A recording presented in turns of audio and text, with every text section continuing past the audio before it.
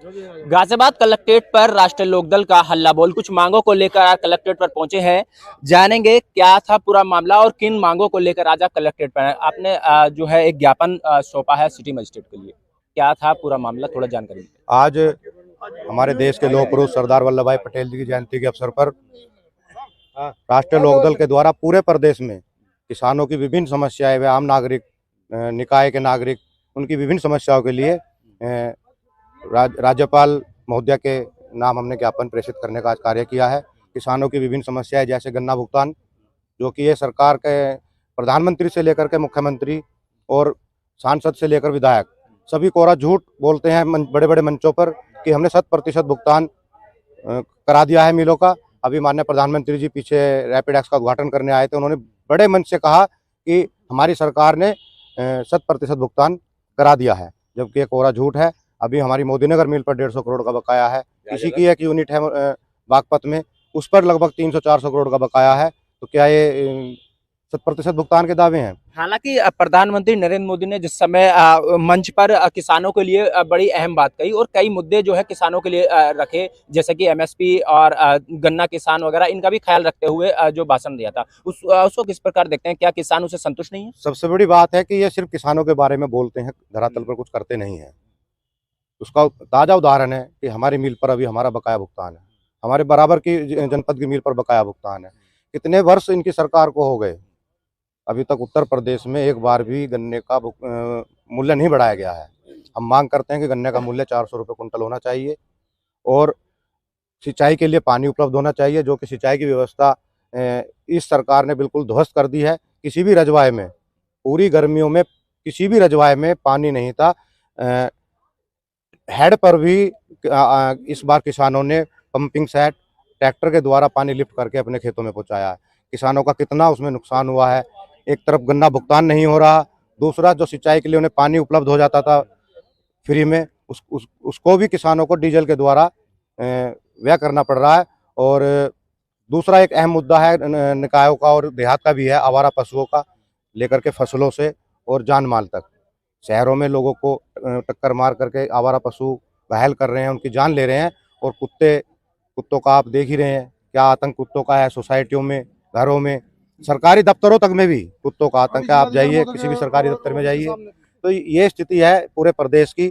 ना निकाय में लोग अपने खुशी से जीवन यापन कर पा रहे हैं और ना ही गाँवों में। बड़ा आंदोलन किसानों ने किया था गाजीपुर बॉर्डर पे, एक बड़ा आंदोलन करके सरकार को बैकफुट पर लाने का काम किया, क्या कहेंगे इसको? दरअसल जैसे हमारे अध्यक्ष जी ने भी बताया, ये सरकार डबल इंजन की सरकार जो है, एक दूसरे के विपरीत आमने सामने डबल इंजन की सरकार अपने खींच नहीं रही सरकार, एक दूसरे के विपरीत करने का काम कर रही है। वही काम वहाँ पे हुआ। दूसरा जो हमारे अध्यक्ष जी महोदय अभी बता रहे हैं कि आवारा पशु, आवारा कुत्ते के बारे में, मैं आपको वही दिखाना चाह रहा था। अभी प्रत्यक्ष को प्रमाण की जरूरत नहीं है।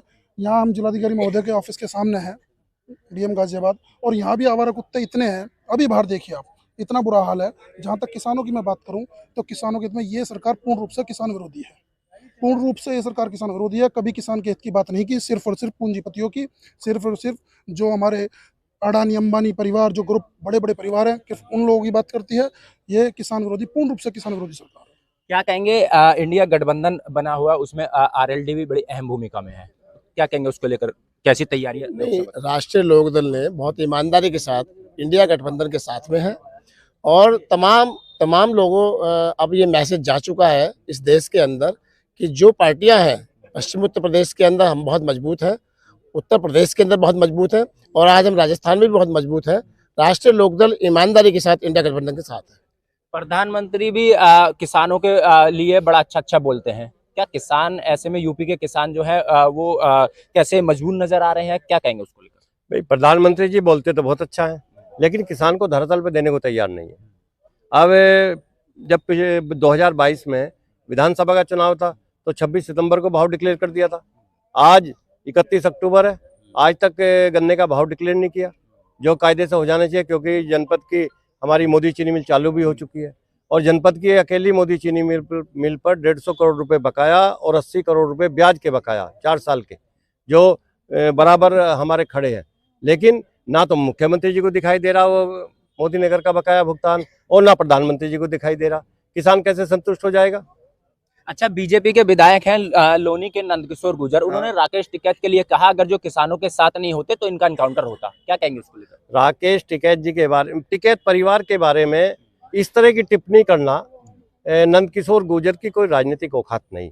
एमएलए कोई भी बन सकता है, लेकिन किसान परिवारों की राजनीति करना, किसान परिवारों के हितों का ध्यान रखना टिकैत परिवार का, चौधरी चरण सिंह के परिवार की नैतिक जिम्मेदारी है जो वे निभाते हैं। टिकैत के साहब के प्रति जो उन्होंने अनादरपूर्ण शब्द इस्तेमाल किए हैं, ये बहुत ही निंदनीय है। और मैं कहना चाहता हूं, अगर राकेश टिकैत के परिवार के साथ उनके कोई खरोच भी आई तो उत्तरी भारत में खून खराबा हो जाएगा, कोई रोक नहीं पाएगा। तो किसानों के लिए अब लगातार मुद्दे उठ रहे हैं और आवाज आरएलडी उठा रही है, कैसी तैयारी आरएलडी की अब आगे? आरएलडी की तैयारी अपने आप में पूर्ण रूप से मजबूत तैयारी है। आरएलडी शुरू से ही, आरएलडी की विचारधारा और किसानों की विचारधारा एक ही है। आरएलडी किसान कमेरे मजदूर वर्ग की पार्टी है। और एक चीज़ मैं आपको बता दूं, हमारे देश के माननीय प्रधानमंत्री जी ने जब सत्ता में आने से पहले कहा था कि मैं किसानों की आय दुगनी कर दूंगा। किसानों की आय तो आधी हो गई, एमएसपी मिला नहीं, मूल्य बढ़े नहीं। उन्होंने किसानों को एक तोहफा जरूर दिया कि आप डीजल पर, खाद पर, कृषि उपकरण पर 18 से लेकर 28% का जीएसटी और देंगे। तो ये तोहफा हमें माननीय प्रधानमंत्री जी ने किसानों को दिया है। आय हमारी आधी कर दी, भुगतान हमारा हो नहीं रहा। पूंजीपतियों के साथ प्रदेश सरकार खड़ी है। पूंजीपति, मिल मालिक अपनी चीनी बेचकर पैसा दबा के बैठे हैं। किसान के पास, गरीब के पास पैसा नहीं है इलाज के लिए, बीमारी के लिए, बच्चों की फीस भरने के लिए, कोई त्योहार मनाने के लिए।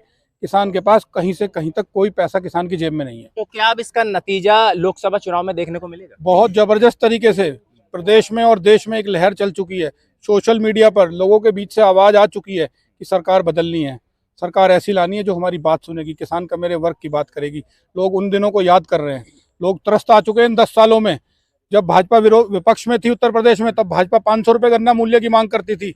आज 350 रुपये गन्ना मूल्य है और अक्टूबर का महीना खत्म हो चुका है, गन्ना मूल्य घोषित नहीं हुआ। जब 2022 में विधानसभा का चुनाव था, 2021 में 26 सितंबर को माननीय मुख्यमंत्री जी ने उत्तर प्रदेश के लखनऊ में किसान सम्मेलन बुलाया था और गन्ना मूल्य घोषित कर दिया था। आज किसान सम्मेलन क्यों नहीं कर रहे हैं? क्योंकि भुगतान नहीं हुआ है, गन्ना मूल्य घोषित नहीं हुआ है। आज जरूरत नहीं है, आज उनके पास एमएलए हैं। चलिए, धन्यवाद। तो ये आरएलडी के नेता और कुछ किसान इस वक्त हमारे साथ मौजूद थे। साफ तौर पर इनका कहना है कि जिस प्रकार से सरकार अपनी मनमानी कर रही है और एमएसपी और गन्ने के भुगतान नहीं कर रही है, उसको लेकर यहाँ पर आज कलेक्ट्रेट पर इन्होंने हल्ला बोल किया और एक ज्ञापन डीएम जिलाधिकारी के लिए सौंपा। गाजियाबाद से जनतंत्र टीवी के लिए सुनील गौतम।